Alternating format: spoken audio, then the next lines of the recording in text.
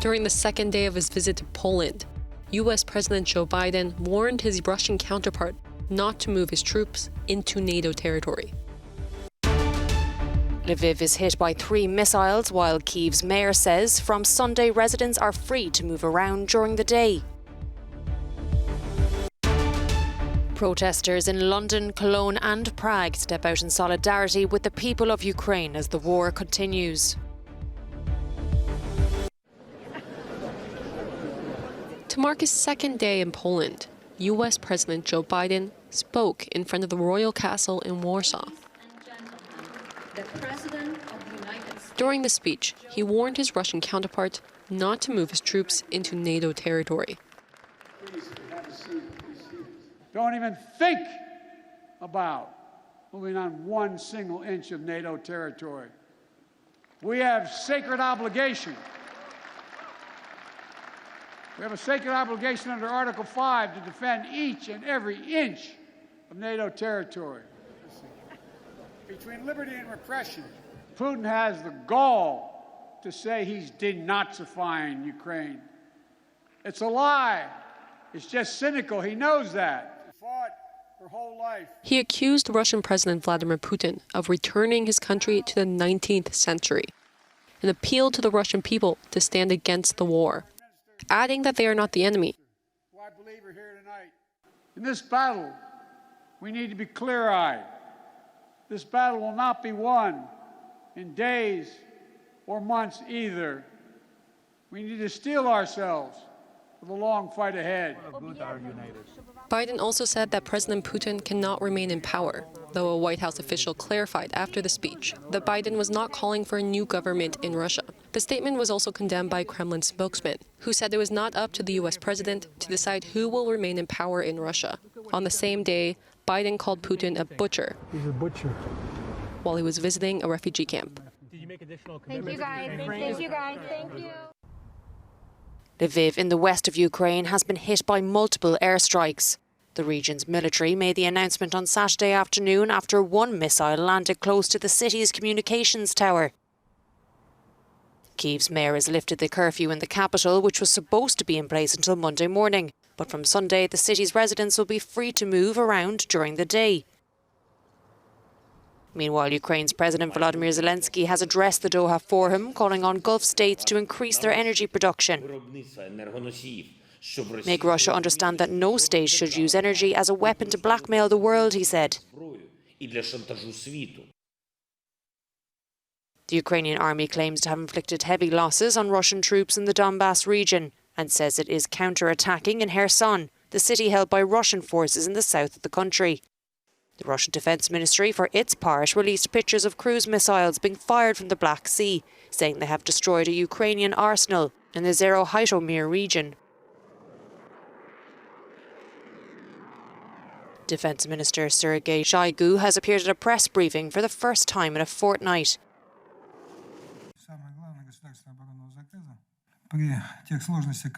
Despite the difficulties we have today, he says, we are fulfilling the state defence order in a planned manner. We continue to advance the supply of weapons and equipment using credit funds. His absence has sparked speculation that there were internal discussions within the Russian leadership. Moscow says that its focus will now be on the Donbass region. But it remains to be seen what the military intends to do concerning operations in the rest of the country. Combat was again reported on Saturday in the devastated port city of Mariupol. Thousands of people gathered in central London on Saturday to show their support for the people of Ukraine. The march began in Westminster before continuing on to Trafalgar Square.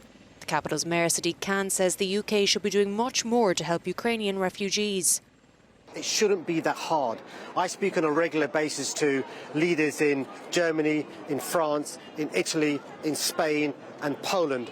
And when I compare and contrast what we as a country have done from our government versus those, I'm embarrassed.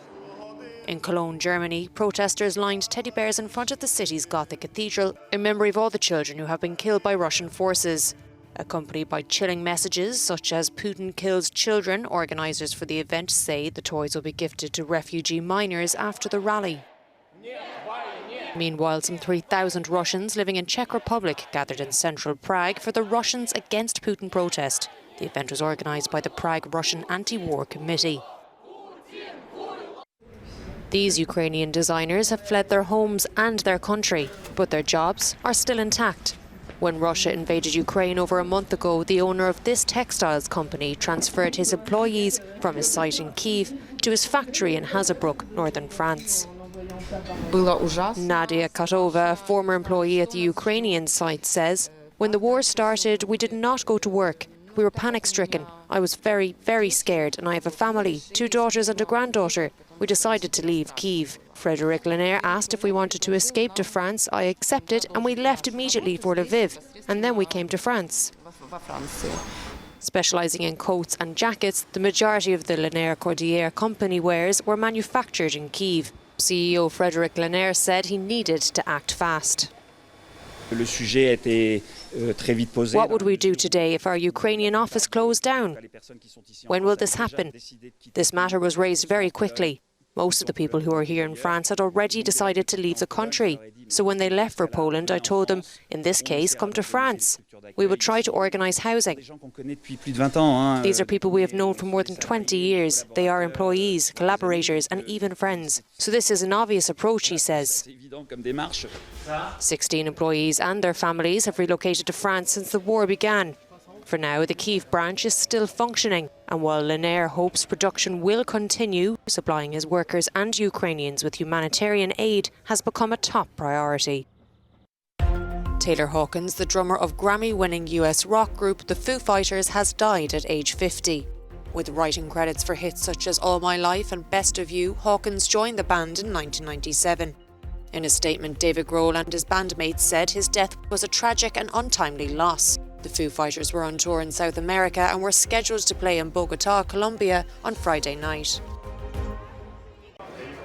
The Oscars are just around the corner, and with the red carpet ready in Hollywood and the contenders there, speculation over winners and losers is reaching a fever pitch. Among them, many Europeans, with the British at the forefront as usual. Kenneth Branagh for his semi-autobiographical film Belfast, about his childhood in Northern Ireland and the conflicts between Catholics and Protestants, has garnered 7 nominations, including those for Best Film and Best Director. For Best Actress, Olivia Colman is up for a second Oscar for her role as a divorced mother in The Lost Daughter, based on a novel by Elsa Ferranti, whose past resurfaces in the beautiful and deceptive setting of the Greek islands. Penelope Cruz is also among the 5 finalists for the statuette for her role in Pedro Almodovar's Parallel Mothers, which is also nominated for Best Music by her regular composer Alberto Iglesias.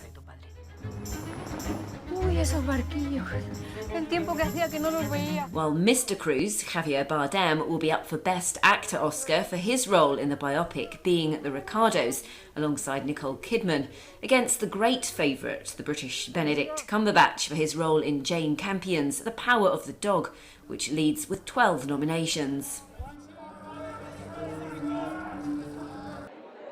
On the European side, the big surprise was the triple nomination of Flea by Danish director Jonas Poher Rasmussen, nominated for Best Animated Film, Best Documentary and Best International Film, unique in the history of the Oscars.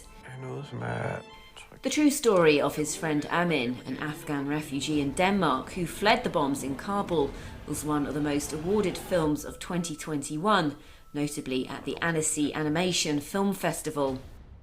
Another European surprise is The Worst Person in the World by Norwegian director Joachim Trier, which has already won awards at Cannes and which is competing for the Oscar for Best International Film and Best Screenplay.